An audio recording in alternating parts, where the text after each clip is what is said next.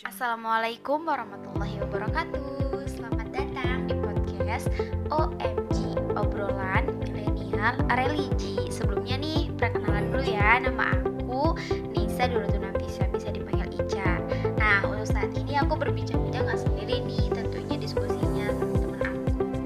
Silahkan, namanya siapa? Perkenalkan nama saya Oktavia Nulfa. Ya, tak. Kalau misalkan kita di sini tentunya tentang milenial kan tadi sudah dijelaskan di podcast sebelumnya kan. Nah, kalau aku sekarang mau balik nanya nih. Tadi kamu balik nanya ke aku dan sekarang aku mau balik nanya lo juga. Boleh dong? Boleh. Ini mah kayak sharing-sharing aja gitu ya. Bagi-bagi ilmu. Mudah-mudahan bisa didapat gitu oleh yang mendengarkan. Iya, bener banget nih. Gini nih. Kita berbicara tentang milenial. Milenial itu remaja masa kini gitu, tapi terkenal dengan galau, patah hati, patah cinta gitu. Gini, aku mau ngangkat tema di podcast kali ini itu seputar obat galau dalam Islami gitu. Wow, Dalam seru Islam. banget. Aku mau nanya-nanya nih, boleh nggak? Boleh. Nih, tentunya nih aku mau nanya, apa sih yang disebut dengan galau? Oke. Galau ya. Galau tuh kayak mungkin kayak lebih singkatnya tuh kayak bimbang, rasa bimbang dan resah gitu loh. Jadi ada kalanya hati manusia tuh condong kepada rasa sedih kan ya. Sedih berkepanjangan, bimbang, resah, dan perasaan-perasaan negatif lainnya gitu. Itu tuh bisa memunculkan rasa-rasa galau yang kita rasain, yaitu dari situ, dari bimbang resah gitu. Nah, terlebih yang paling bakal terkena efeknya tuh kayak di saat kita tuh lagi lelah, terus hati kita kosong. Itu merupakan tempat yang rawan untuk dihinggapi perasaan-perasaan negatif tersebut. Dan akhirnya ketika perasaan negatif sudah muncul, langsung rasa galau tuh ada. Iya. Itu emang bener-bener datangnya nggak diundang, Nah. pulangnya juga memang tidak diundang. Nah, gitu, itu. galau itu. Terus gimana lagi kalau menurut Okta gitu? Nah, memang perasaan galau bukanlah sesuatu yang salah sih, Ca. Melainkan memang sudah menjadi fitrah gitu untuk kita. Udah alamiahnya Nah, seperti itu. iya. Gitu, manusia ya pasti mempunyai perasaan di suatu saat itu, di suatu titik galau. Nah, gitu. iya. Bahkan menjadi salah apabila perasaan tersebut menjadi penyebab dan perbuatan buruk gitu untuk kita sendiri. Dan mereka tuh kayak mereka datang dengan pikiran-pikiran negatif, lalu menyebabkan perbuatan yang buruk untuk kita. Oh, jadi bisa menyebabkan keburukan juga gitu ya, galau itu.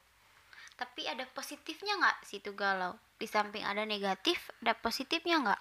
Mungkin ada ya, karena galau itu kan nggak melulu tentang resah sedih gitu. Karena galau itu bisa menjadi salah satu hikmah dari galau. Kayak contoh ya, bukan hikmah sih, lebih kayak introspeksi diri gitu, gitu. mendekatkan diri kepada Allah itu gitu. salah satu ini ya, Hikmah galau. hikmahnya mungkin lebih ingat pada Allah. Iya, lebih mengingat gitu. Terus nih, kan tadi udah tahu artinya apa sih galau gitu. Iya. Terus aku juga mau nanya nih, apa sih, bagaimana mengobati galau menurut Islam gitu? Dalam Islam tuh bagaimana gitu? Oke, sebelumnya mau jelasin dulu sih, untuk generasi milenial sekarang kan banyak banget nih yang pasti udah ngerasain rasa galau, rasa sedih, bahkan rasa apapun yang menurut dia tuh menjadi bahan galau itu tuh susah banget gitu mereka hilangin. Tapi ternyata kita tuh bisa menghadapi semuanya gitu, untuk menjadi lebih tenang, lebih luar biasa lah tenangnya gitu.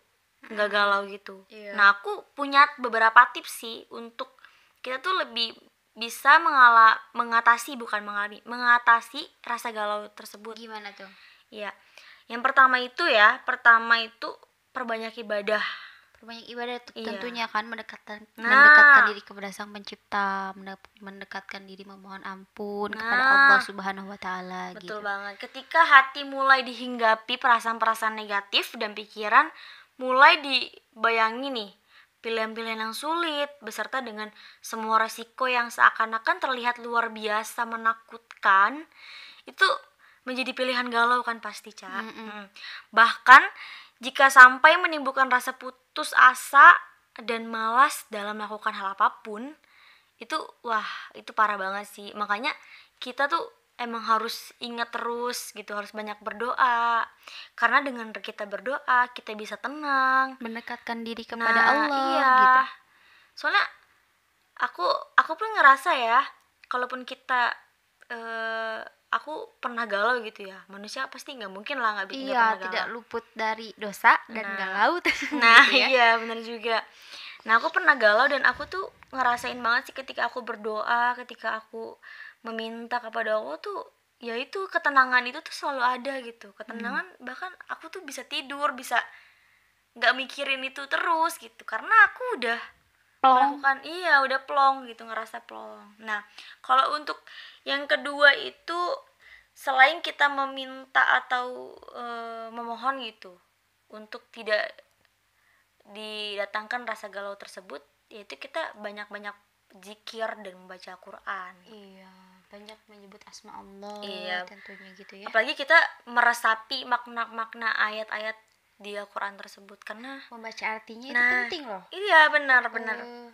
Kalau misalkan kita hanya membaca Al-Qurannya saja tanpa mengetahui artinya, berarti kita tidak mengetahui apa ini artinya, itu tidak memahami isi betul banget dari ayat yang kita bacakan gitu. Terus yang ketiga itu ada mencoba melakukan hal-hal yang bermanfaat agar kita tuh jadi sibuk, menyibukkan diri dengan hal yang positif gitu ya. Betul banget. Terkadang salah satu penyebab munculnya perasaan galau adalah waktu luang yang membuat kita mudah melamun, memikirkan sesuatu, itu jadi bahan kita untuk menjadi galau gitu. Jadi selain kita menyibukkan diri, kita juga harus produktif gitu, agar terhindar dari si penyakit galau remaja ini. Nah gitu. Coba deh buat teman-teman yang lagi ngerasa galau, mungkin coba kalian tambahkan aktivitas kalian dengan hal-hal yang bermanfaat gitu, seperti mungkin baca buku terus, atau seperti kita produktif lah, menghasilkan sesuatu yang positif gitu. Benar banget ya. Terus untuk yang keempat itu berdoa kepada Allah agar dihilangkan rasa galau dari hati. Tentunya kan kita harus berdoa dong ya. Berdoa terus, senantiasa berdoa dan memohon ampun. Untuk yang kelima, menjauhkan diri dari angan-angan yang berlebihan. Gimana tuh? Kayak kita tuh kadang suka berpikir dong, berkeinginan atau berekspektasi yang berlebihan gitu. Nah itu membuat kita tuh menginginkan situasi yang atau ekspektasi yang kita inginkan. Padahal seharusnya kita boleh berlebihan, memiliki impian atau ekspektasi yang berlebihan, tapi kita serahkan saja kepada yang maha mendengar gitu, dan maha mengetahui segala hal, itu Allah gitu. Ketika kita berekspektasi tinggi lalu tidak sesuai dengan ekspektasi kita yang ada kecewa, galau, down gitu. Seharusnya ketika kita berekspektasi tinggi, kita lebih menyerahkan gitu kepada Allah. Semoga semua yang terjadi ada hikmahnya dan menjadi bahan introspeksi diri. Kalau sebenarnya kita nggak bisa kita nggak menyerahkan diri kita kepada Allah ketika kita melakukan sesuatu, mungkin bisa jadi kita akan menyalahkan diri kita sendiri, kayak menyesali semuanya gitu. Jadi sebelum kalian melakukan sesuatu atau hal-hal yang beresiko, lebih baik kalian pikirkan yang lebih baik dulu lah, maksudnya berpikir keras untuk melakukan hal itu agar tidak terjadi kekecewaan. Sebelum gitu. bertindak seharusnya berpikir untuk Nah, kedepannya akan seperti apa nih gitu. gitu. Untuk yang keenam itu adalah tetap berhusnuzon kepada Allah. Oh gitu, tetap berpikiran positif. Berpikiran baik kepada Allah. bahwa Allah adalah pelindung kita, bahwa Allah adalah selalu menolong kita dalam keadaan suka dan duka gitu. Allah selalu ada gitu mungkin.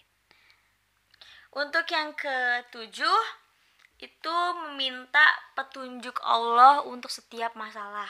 Kadang kita meminta melakukan sesuatu tapi kita gak meminta kepada pencipta kita hal yang terbaik untuk apa yang kita lakukan. Nah di situ kita seharusnya meminta ya restu, ibaratnya restu lah, izin kepada Allah, semoga urusan kita dilancarkan, keputusan kita diterima gitu. Jadi agar lebih gimana ya, lebih barokah lah Cak, lebih gitu. berkah. Gitu. Terus yang ke-8 itu adalah sholat istiqoroh. Sholat istiqoroh gimana tuh? Iya, berkaitan dengan meminta petunjuk Allah dalam setiap kebingungan kita. Dalam memilih sesuatu tuh kita harusnya lebih baik sholat istiqoroh sih, karena sholat istiqoroh tuh banyak banget manfaatnya. Apa aja tuh misalnya? Biasanya tuh ya ini termasuk kejadian galau ini mendatangkan suatu hikmah, mendatangkan yang tadinya kita tidak tahu menjadi tahu gitu. Maka salah satu jalan yang dianjurkan di dalam Islam adalah mendirikan sholat istiqoroh. Gitu. Sholat yang terdiri dari 2 rakaat ini bertujuan didirikan untuk meminta petunjuk kepada Allah. Manakah jalan terbaik dan manakah jalan terburuk. Kalau sholat istiqoroh tuh identiknya dengan kita meminta jodoh ya. Kita lagi galau nih. Pilih yang mana, 1 atau 2, kita sholat istiqoroh, dan kalau misalkan diizinkan sama Allah, kita dikasih petunjuk, oh ini si A yang baik dan gitu.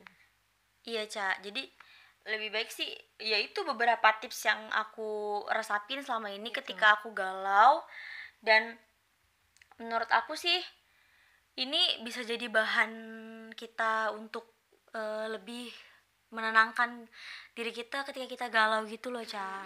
Karena nggak semua hal yang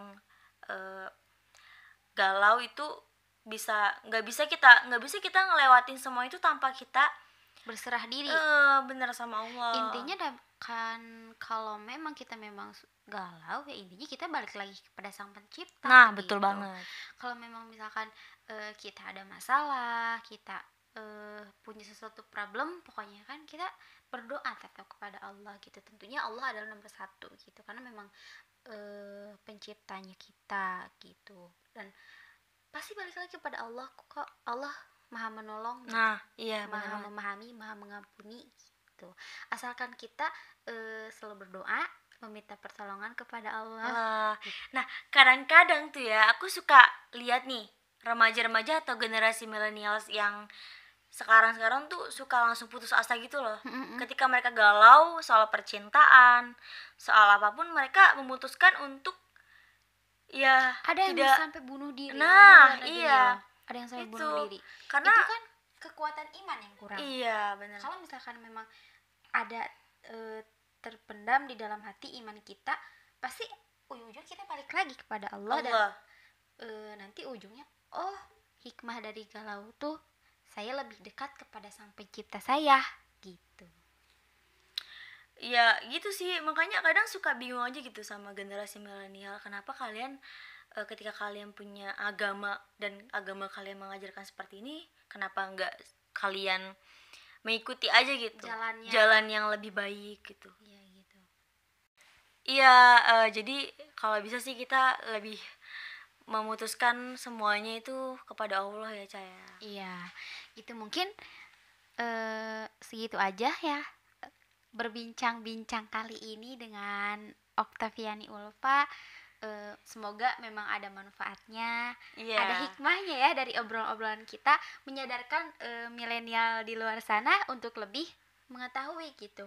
Galau itu nggak harus bunuh diri, nggak harus mengurung diri di kamar, berserah diri kepada Allah, memohon ampun, mendekatkan diri kepada Allah gitu ya kesimpulannya. Mungkin itu saja podcast OMG pada kali ini. Mohon maaf ya kita kalau misalkan ada salah-salah kata. Wassalamualaikum warahmatullahi wabarakatuh.